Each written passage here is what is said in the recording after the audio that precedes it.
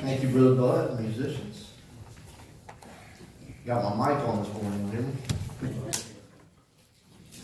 Turn in your Bibles, if you would, to John chapter 2. John chapter 2. We'll be looking at verses 1 through 11 this morning.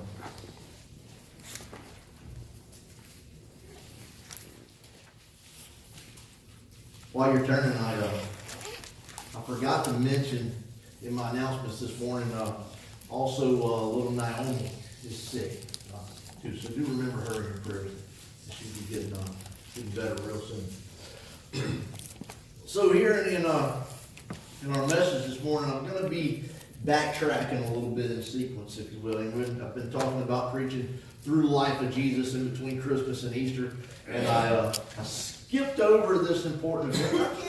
I don't have time in this to talk about everything, but this is important, and it's been on my heart anyway. This is the marriage feast at Cana, and actually what sparked me to go back to this was that I was listening to a sermon from another preacher online that I like to listen to, and he preached on this, and it just touched me. I said, I gotta go and tell my people this. Now, I didn't steal his outline. I'm not going the complete same way that he went, but some of the things that he mentioned, I'll be sharing with you this morning. And we do that. If we preachers are doing it right, the outline comes from God, not us anyway. So we're not stealing each other's material by any means.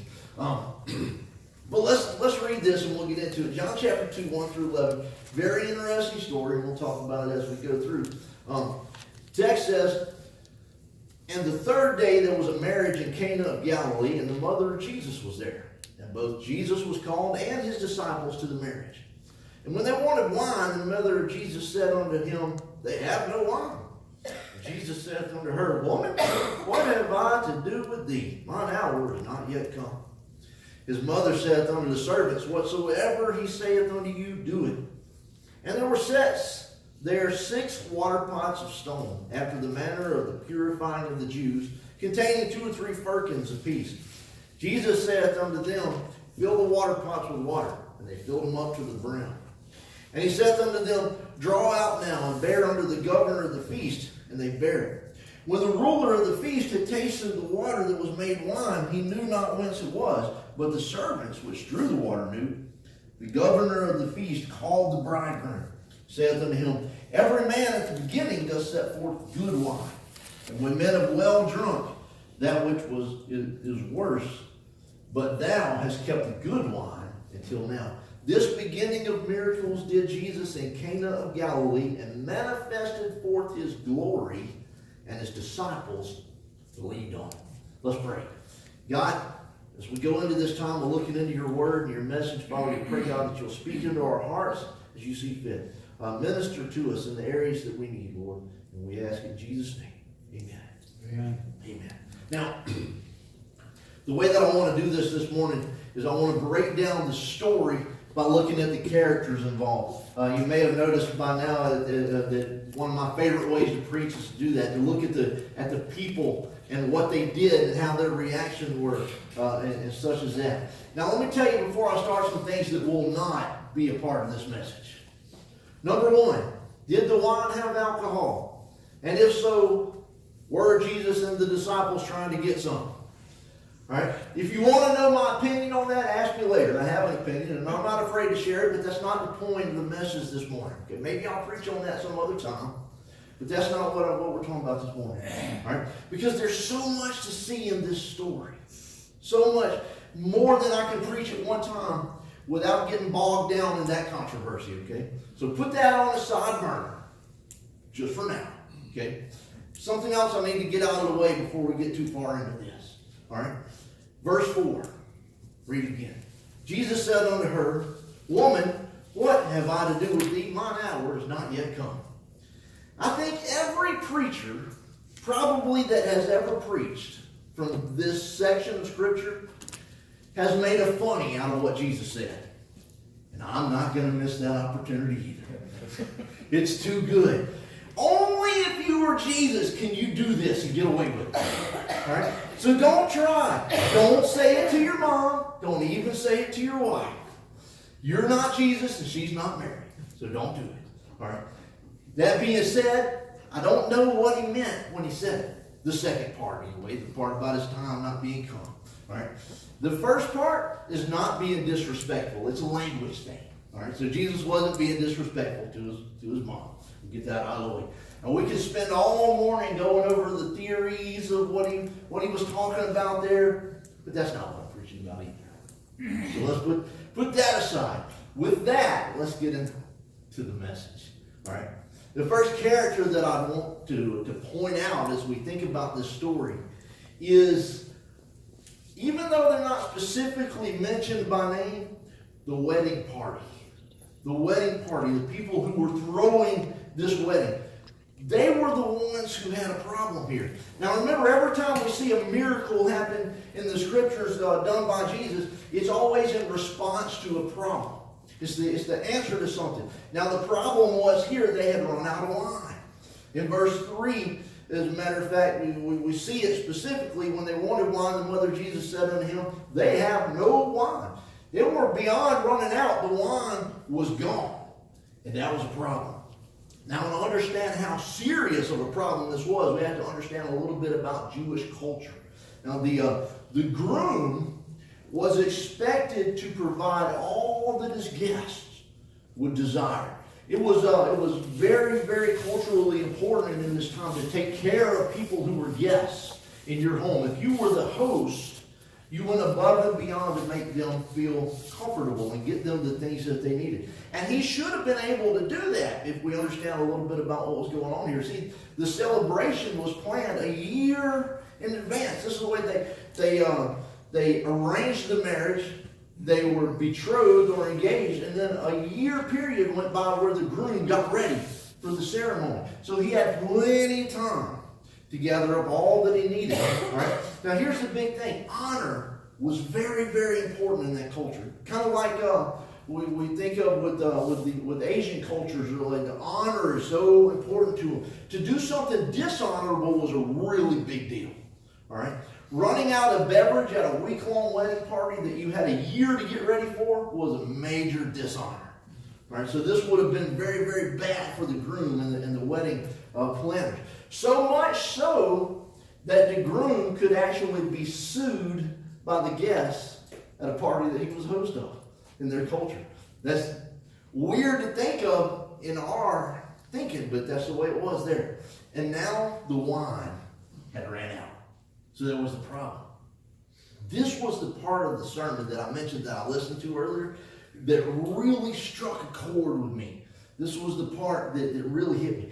Maybe it's why I had the dream that I had Friday night that I'll share with y'all. Now, I'm not saying that dreams are prophetic or anything like that. This was, goodness, hopefully not.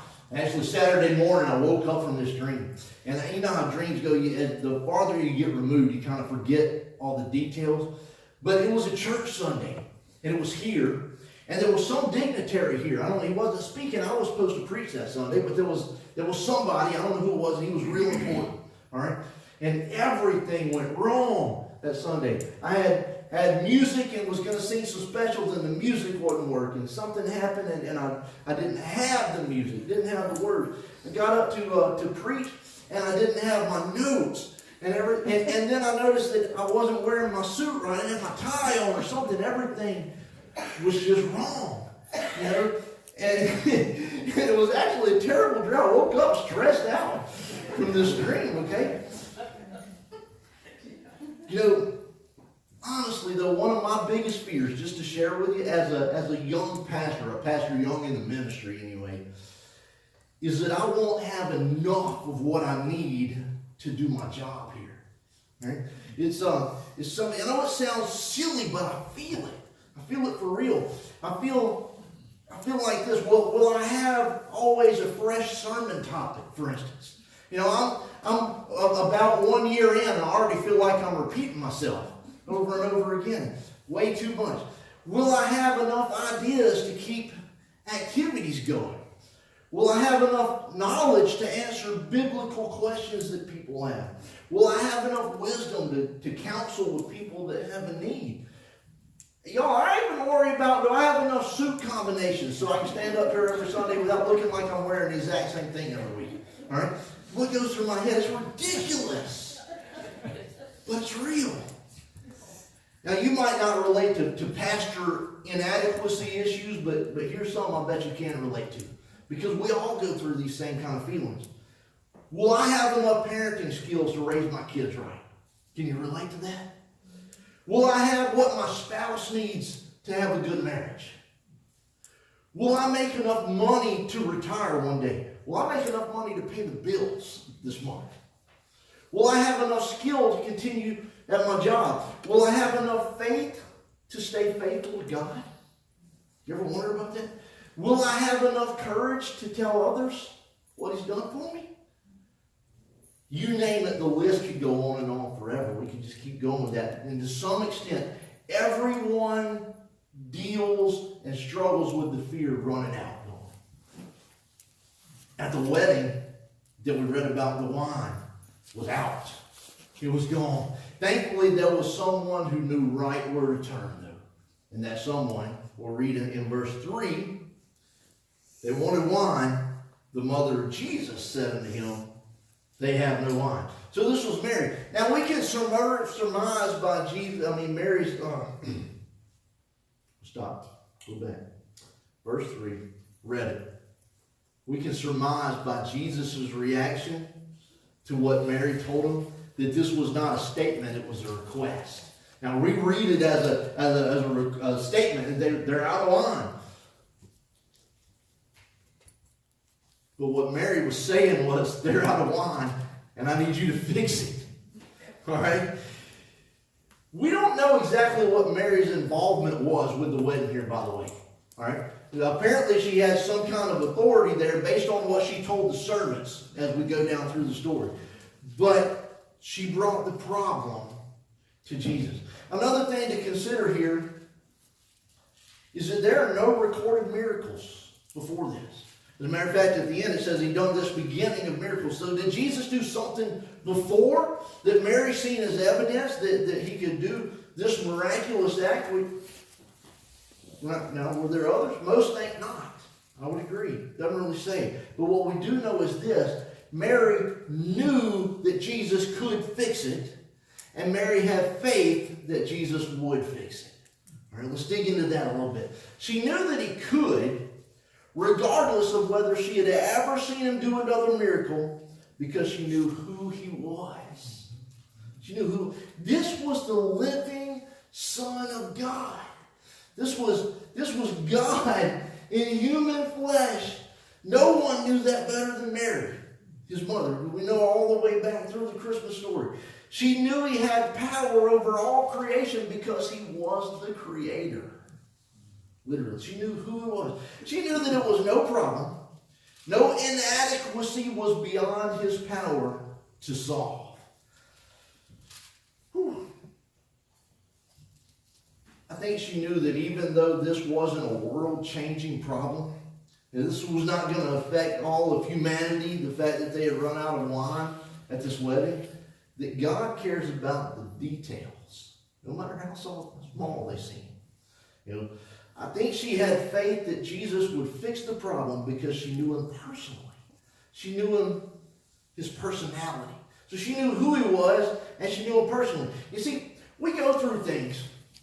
We go through things all the time that next week or next year won't mean a thing, right? In the long run, it's not going to change things. But right now, it's a big deal. It's a big problem. It's a big deal. And isn't it great that we have a God that cares about where we are right now? Right now. I'm telling you, He's an awesome God. He's a powerful God, and He's a caring God. That's amazing. Did you know we get to know Him the same way that Mary did? We get to know Him the same way. We learn about Him in the Word, don't we? We experience Him through the Holy Spirit. Ain't God good? You know, we should take notice also that when Mary told Jesus the problem, she stopped right there. She just told him, hey, they have no wine. Notice she didn't tell him how he should fix it. She didn't say, Jesus, they have no wine. I need you to make some wine. I need you to get some wine. She just simply stated the problem to the guy who could make it better. All right. When I think about that, I think about this. Oftentimes we come to Jesus with a preconceived notion of what the answer is, don't we? When we come to him with a prayer when something is wrong in our life, we got some kind of issue, and we come and we pray about it, and we say, Jesus, I've got this going on, and here's what I need you to do.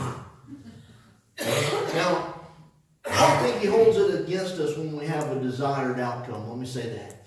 Because we have in mind, if something's wrong, what would make it better? And I don't think Jesus holds it against us when we pray, God, give me the strength that I need, or make this happen so this will go away. But what I think about when I think about that is the answer is so often different than what we expected in it.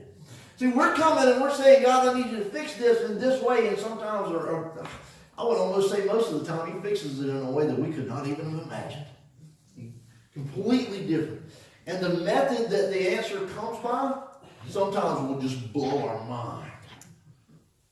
Which brings us to the next character, Jesus.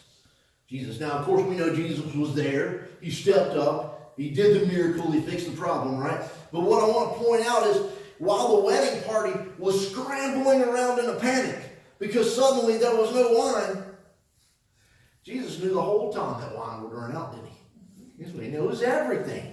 He knows all about it. We could accurately say, think about this, we connect the dots going back. You could accurately say that when he created the vine that grew the grapes that would become the wine, he knew that one day these folks wouldn't have enough of it at the wedding.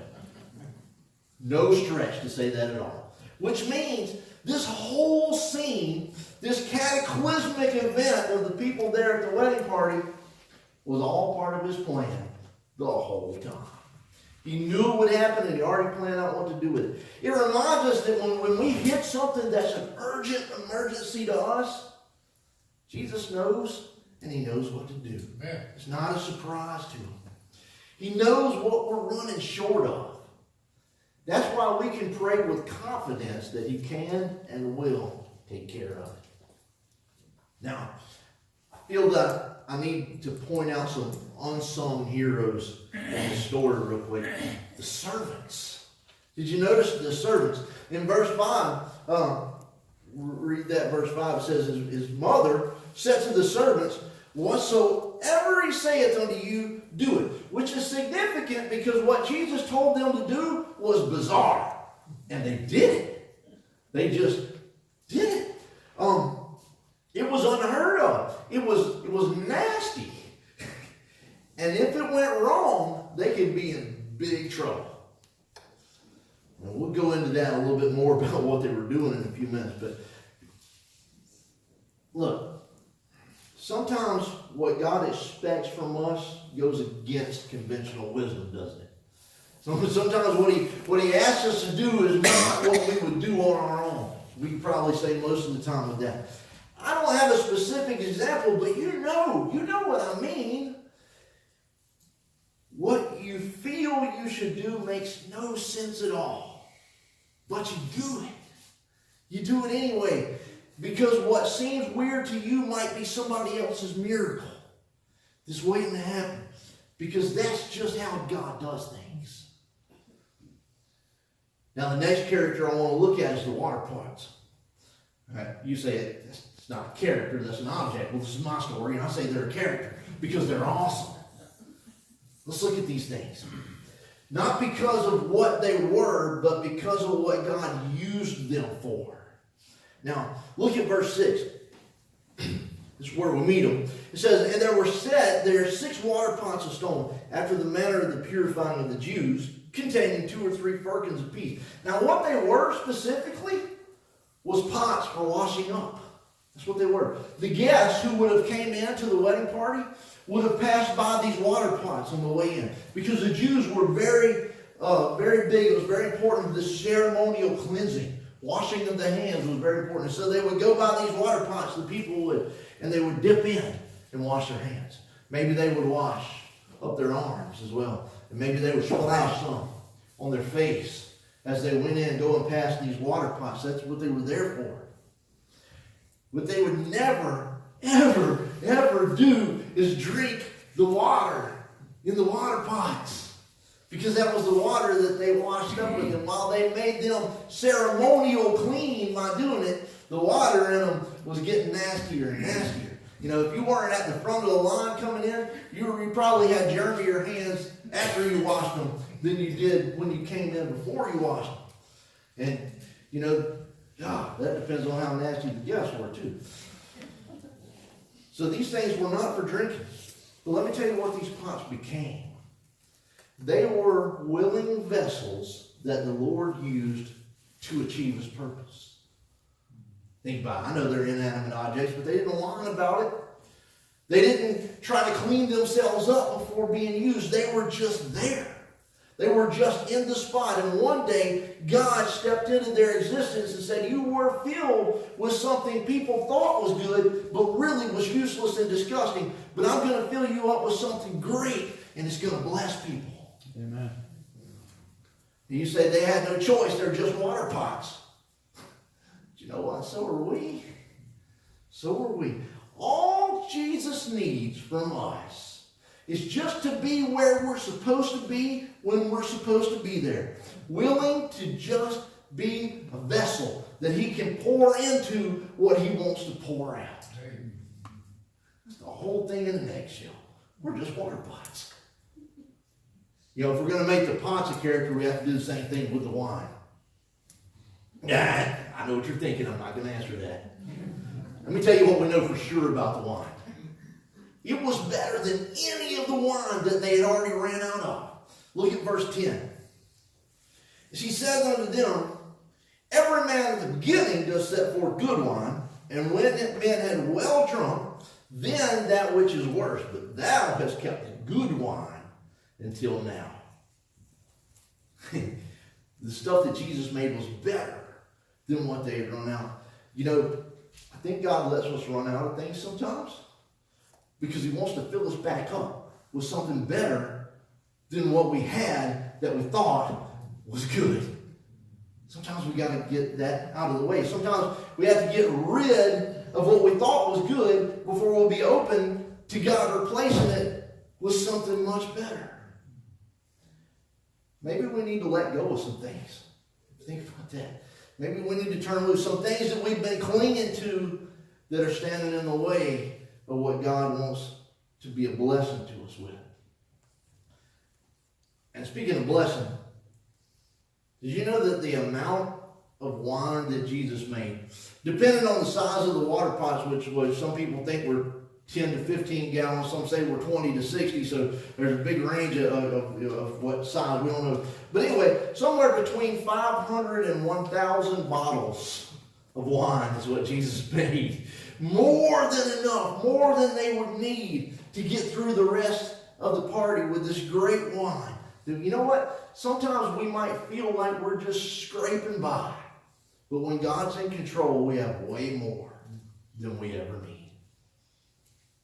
Now quickly, let me tell you about the ruler of the feast. Apparently, who this was, the ruler of the feast, would have been one of the distinguished guests. Now, he didn't have anything to do with procuring the wine. That was all on the groom's family and the wedding planners and stuff. But this was one of the important guests, and he would basically be the master of the ceremony. He was the one that kept the party going, kept things happening. So he was an important character there. And in verse 9, we read about him. He says, when the ruler of the feast had tasted the water that was made wine, and knew not whence it was, but the servants who drew the water knew, the governor of the feast called the bridegroom. Now, notice this. He didn't know where the wine came from. If he did, he probably wouldn't have drank it. All right? But he didn't know where it came from. He didn't know that Jesus was in the back and had did this miracle and made the wine. All he knew was he had just been served some unusually good wine. You know, the primary beneficiary of the miracle was the wedding party, right? They were the ones that had just been saved in their honor by this miracle. This man just enjoyed the benefit without knowing the true source. Which makes me think about something. See, the story ends here, and we don't know. I hope that somebody eventually told him where that wine came from. and pointed out to Jesus and said, hey, look, there's Jesus over here. He made this miracle and made this wine out of the old nasty washing water. Because here's what I think about with that. You know, there are people all around us enjoying the benefits of God's blessing. The freedom, the air, the health, the beauty of creation that surround us.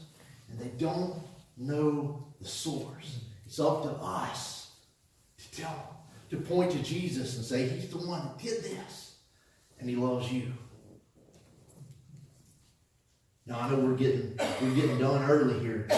Ready for the musicians to be making their way to the front. But I've learned to say what God has given me to say. And then hush and get out of the way. All right? But there's one more character that I want to mention to you this morning. You may have thought I forgot about them. They're mentioned in the beginning of the story. That was the disciples. I didn't forget about them. They're mentioned at the end as well, along with perhaps the main reason that Jesus did this. Look at verse 11. It says, this beginning of miracles did Jesus in Cana of Galilee and manifested forth his glory, and his disciples believed on it. That word manifested there means it made his glory visible. It made it where people could see. You see, every time we see Jesus move, every time we recognize that Christ has done something in our life, it's miraculous. And it brings him glory, and it increases our belief. Amen. So how's your belief this morning? That's what I have to ask you. The greatest miracle God will ever do for you is when he snatches you out of the clutches of hell by forgiving your sins. Amen. And all you have to do is believe. Amen. If you need to pray, or if you need prayer, won't you come forward this morning and let me pray with you? Oh, and all that stuff that we were thinking about earlier, all that fear of things that we're running out of, in the end, it's all that is fear. It's all it is fear. And while fear is real and we all experience it, we don't have to. We don't have to be a victim to it. God tells us over and over and over in his word, don't be afraid. Don't fear. He says he did not give us a spirit of fear, but of power and of love and a sound mind. All that stuff I was afraid of running out of, I know he'll give me all I need. And he'll do the same for you. Take heart. God's in control. Any business you have with God this morning as we sing?